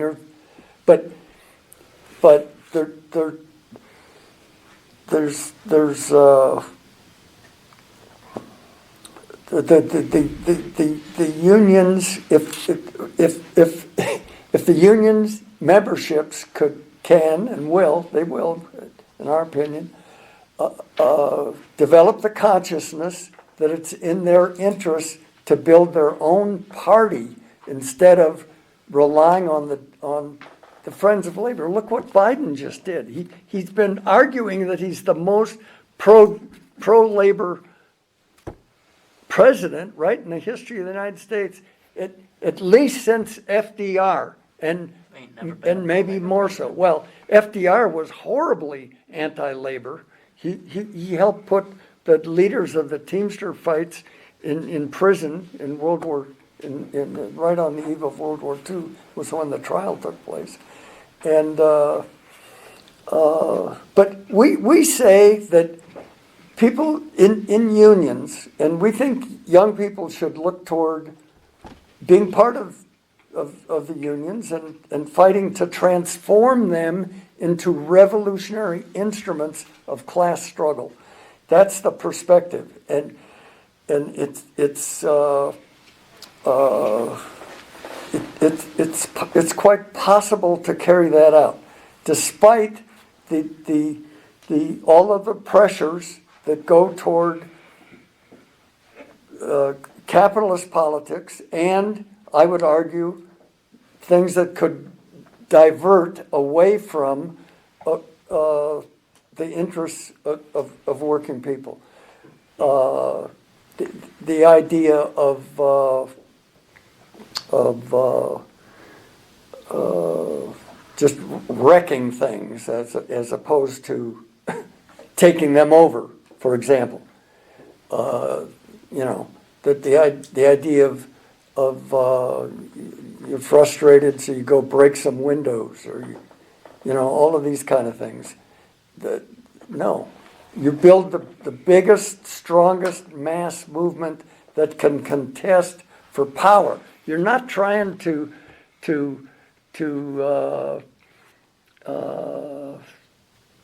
pressure the powers that be, the capitalists, to come to their senses and do the right thing.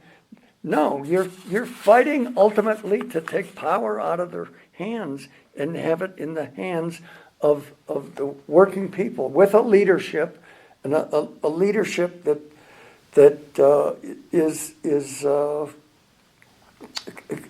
comes from the ranks and is controlled by the ranks. That's what we have to look toward, and that has been done in this country, and especially in this example of the Teamsters in the Midwest, led by initially members of the what was then the Communist League of America. It fused with various other revolutionaries. It for a period was in the Socialist Party, entered into the Socialist Party of Norman Thomas, and then in 1938 formed the Socialist Workers' Party, and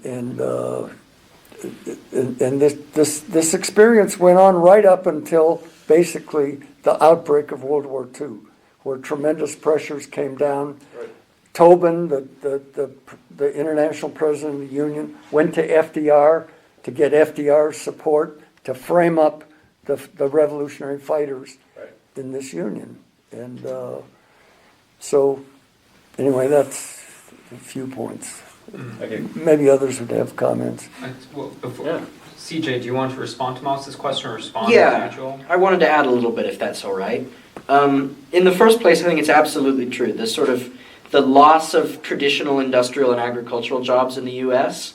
It's a real thing. I mean, it's a demonstrable phenomenon, but it's not as universal as people think. You get some people on the kind of the so-called post-left that like to say, oh, there's no real working class in America anymore.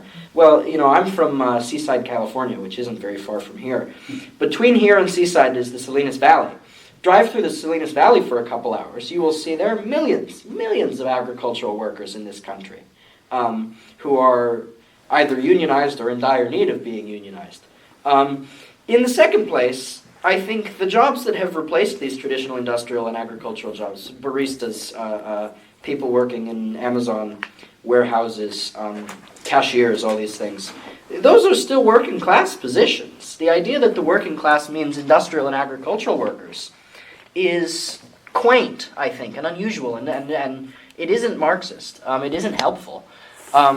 Class is about material relationship to the means of production. If you work the means of production and sell your labor power as your only means of survival, you're a member of the working class. It doesn't matter if your job is swinging a scythe or if it's swinging a little scanner gun. The work that the service workers, as they're called in mostly bourgeois economics, but it's a perfectly serviceable term, they are different from industrial and agricultural workers in that a lot of the labor they do is what Marx calls the faux frais of production. It doesn't necessarily produce new wealth. It moves wealth around that already exists. But it's very hard to draw clean lines where productive labor ends and faux frais labor begins. Because, like, yes, a Starbucks worker, they didn't make the coffee, they didn't grow the coffee. In most respects, they're not making coffee, they're circulating coffee. But they also brewed the thing, that's productive work. So the idea that because we don't have traditional agricultural and industrial workers, unions don't have power anymore is true to a point. But it's possible and necessary to build radical workers' organizations among the service workers, although I think in a certain respect they would be secondary to the industrial. We see right now there's big unionization drives going on in Starbucks, there's big unionization drives going on in Amazon, and I think those are absolutely positive strides that can lead toward a greater unity of the working class for common interests. Any other questions, comments? Well, I was going to say, just to go back to our earlier discussion,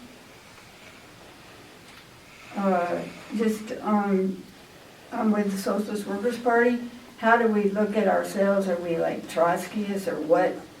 It's not so much, it's not really at all that there's some disagreement with Trotsky. It's a broadening out of who we think's important and just making that clear.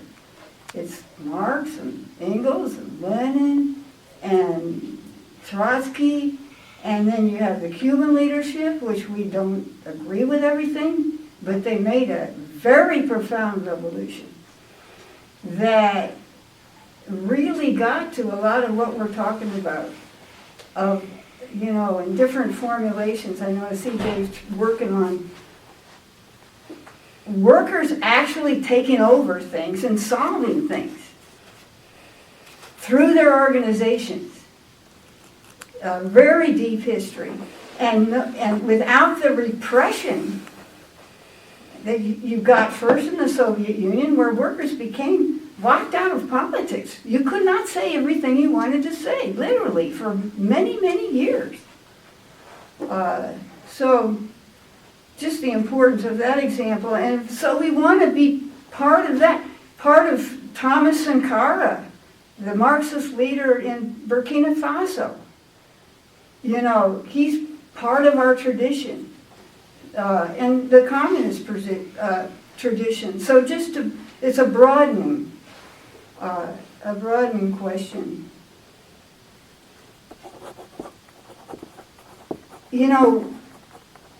The attitudes our unions is really changing. We do a lot of going door to door, and a few years back, you heard a lot of complaints.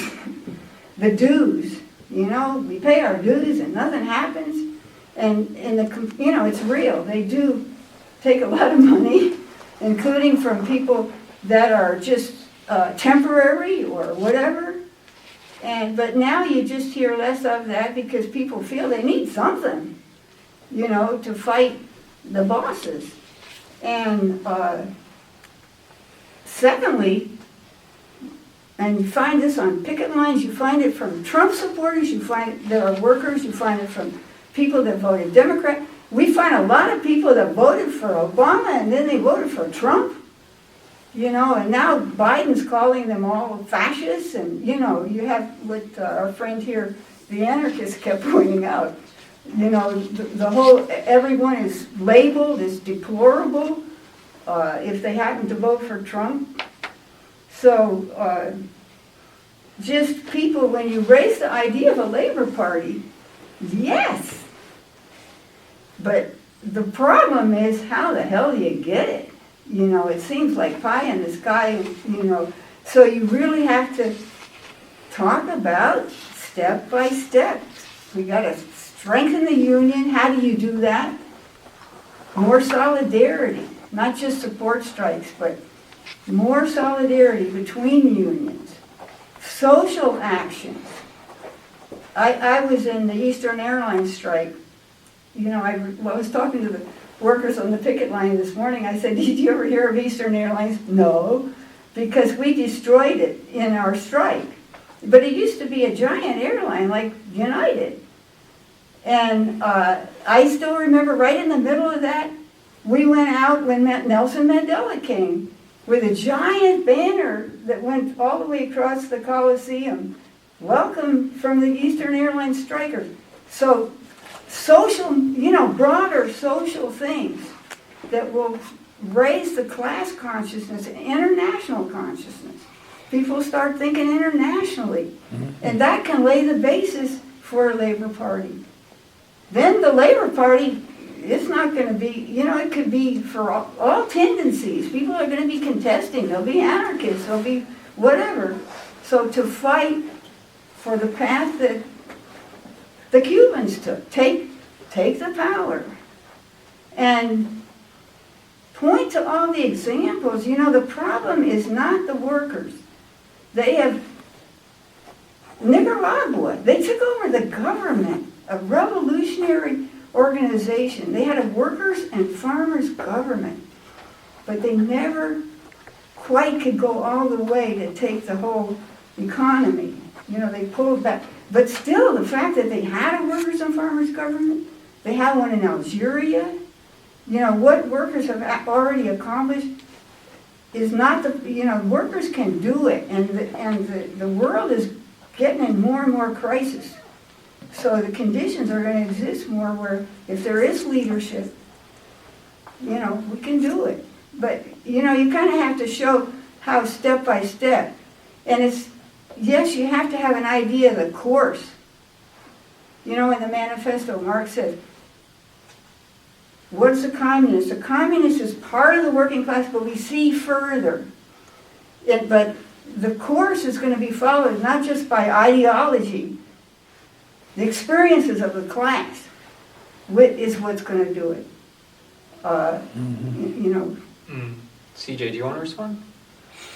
I think I probably should get going pretty soon because I do have another engagement at 8. Okay, could I just Yeah, ask one I'll last do that. question, and then we can do a last round of first Yes, right. responses. Yeah, so once upon a time, strikes, right? It was kind of like up in the air that it would have something to do with world socialist revolution, right?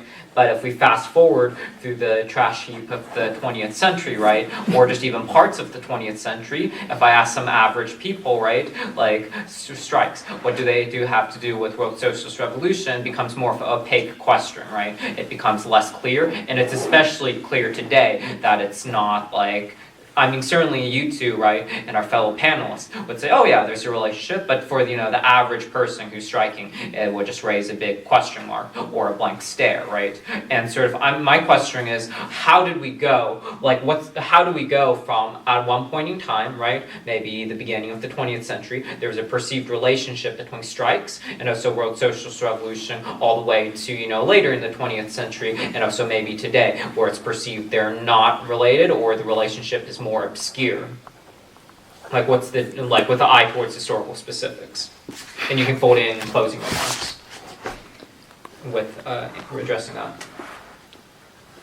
I would recommend the afterword to volume 4 of this series on the Teamsters, where Farrell, deals with this very question of consciousness. He pointed out that there were these tremendous strikes in Minneapolis, Omaha, elsewhere, in the Dakotas, and in this whole 11-state area. There were, these fights were for very immediate demands. Union recognition, a wage increase. They didn't, they were more for fighting for the government to deal with the benefits, this whole thing of the pension and the medical and everything being part of union contracts didn't really develop until the post-World War II period. In that period, money, cash on the barrelhead, wage increase, and then you'd fight the government for what, to get help for people that needed help financially. Now it's going to be a question. We're in favor of supplemental income for people that are working. If you're not making enough money, you should be fighting for higher wages. But until you get higher wages, like we demand for farmers, we're against working farmers being driven out of business be driven off the land because they can't make the costs of production. There should be a government subsidy for that. But Farrell deals with how, you know, it was a much smaller layer of people that developed the international consciousness. But they had a newspaper, the Northwest Organizer, during this fight, and they solidarized with the struggles in places like Ethiopia, Nicaragua, where Sandino was carrying out a struggle. Spain, of course, was a big discussion in the labor movement at that time. So, you know, people right now, there are people in workplaces that are following what's going on in Iran. You know, the whole thing about the good hijab, bad hijab, how you wear, you know, whether you cover all your hair and all that. And we point out that this whole thing was a counter-revolution after the 1979 revolution. That it took 4 years before they could implement this so-called good hijab, you know, that the morality police now are enforcing, and have been for many years, under this very repressive government. But you know, this was a genuine revolution. This was discussed. I was in the oil industry at that time, and this was a big discussion in Iran. So people develop consciousness from seeing other working people around the world fighting. Joel, can I maybe reiterate my question? How do we go from a lot of people perceiving there to be a clear and direct relationship between strikes and World Socialist Revolution at the beginning of the 20th century to, you know, it becoming more opaque and, you know, maybe a relationship not being perceived as direct anymore later in the 20th century? That's the question. I don't think there ever was a direct, immediate relationship. Maybe that's what's being taught. But if you study the class struggle in the United States in the early part of the last century, I don't think the steel workers and other workers that went on strike, I mean, you had some wobbly struggles, IWW struggles, they had a certain, you know, international consciousness, but there were a lot of inadequate and negative things about that tradition. You know, James Cannon, one of the central leaders of our movement, had been a wobbly organizer, and you know, they built their movement, you know, on a not an anti-racist basis, and you know, with a certain international outlook, and even the Bakers Union, the initial Bakers unions that were formed were often based on nationalities like Germans and Russians and so forth, and they, because they had connections with their home previous country, they still spoke the language and everything. These were socialists that formed the union. Okay, well then that's different. We're way beyond that. You know, that's not what's happening. When you get new plants being organized now, it's not being organized in most cases by immigrants who have a connection with a revolutionary socialist group in another country, where you would have that kind of class consciousness. It's going to have to develop through struggle and discussion and debate. CJ, closing remarks and also addressing the question? Yeah, I think what's vital to this question in my mind, really, is that the formation of Soviet socialist republics and their unification in 1922 into the Soviet Union was terrifying. I mean, terrifying to the existing governments in the world. This was like, you know, this was like if nest of wasps had been infiltrated by a bear. I don't know. My analogy collapsed. My point is, it was terrifying. They were shocked. They hadn't expected this, and they didn't know quite what to do about it. It wasn't the first socialist revolution. There was the very important Paris Commune, but this is the first time a country, and not only a country, but the largest country in the world, as well as several others, had been, for a period of many years, stable under a control of the workers. And, in fact, were thriving under that control. In the 1920s and 30s, the only country that wasn't hit by the Great Depression was the Soviet Union, because its socialist economy was not prone to the boom-bust cycle of capitalism. People love to talk about famine in the Soviet Union. They ignore two things.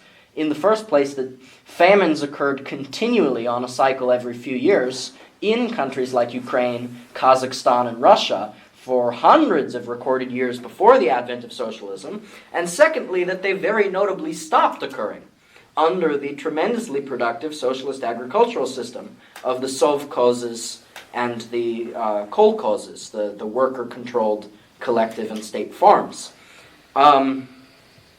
So what was done in response to this, especially after World War II, but even before that, is a colossal campaign of disinformation towards the workers in capitalist countries. And this one especially, more so even than others, that communism was taught to mean something totally other than what it means. Communism is when the government owns everything and you don't get any money. No, it's not what it means.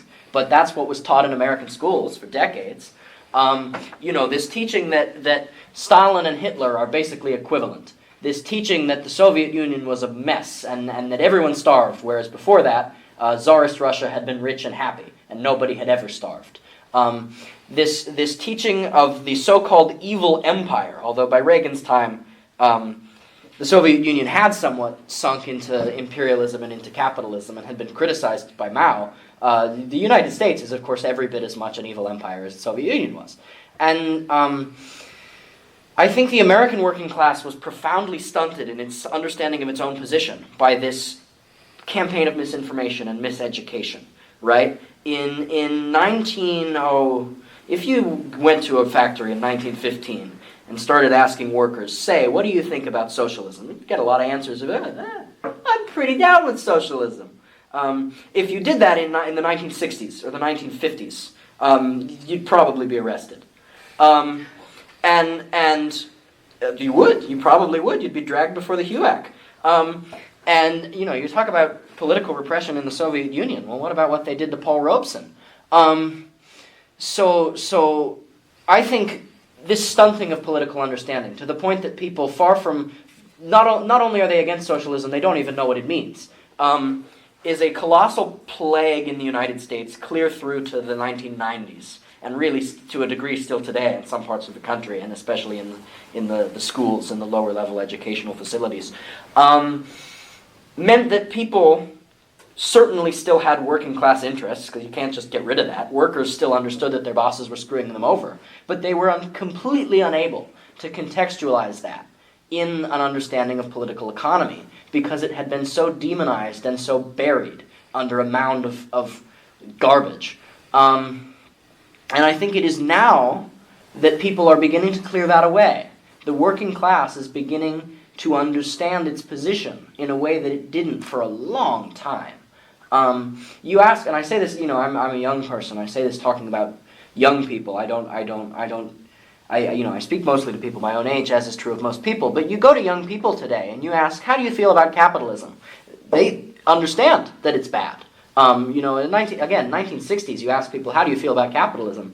They'll say, well, it's one way. There's one way of feeling about it that's legal, and that's the way I feel.